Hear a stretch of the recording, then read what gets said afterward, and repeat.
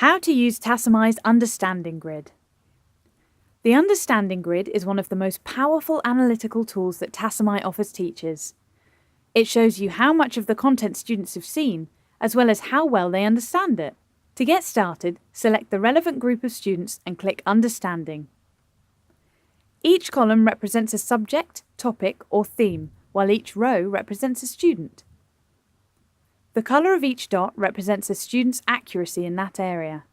Blue is the highest, then green, orange, and finally red as the lowest. The dot's size shows how much of that content the student has seen. Hover your mouse over a dot for exact numbers. At the subject level, you can see a broad overview. For more detail, click on a subject. You can now see every topic in that subject based on the specification. Hover over a topic to see its full name and how many questions it contains. You can now use this data for intervention.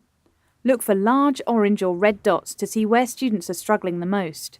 You can find more in-depth information by clicking a topic name to see the themes within that topic.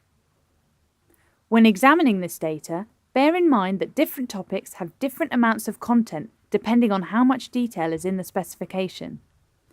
To return to the theme view, simply click Upper Level. By default, the grid is sorted alphabetically. You can rank by understanding of a subject, topic, or theme by clicking an arrow. You'll notice it is not simply in order of accuracy, it is a weighted combination of accuracy and content seen.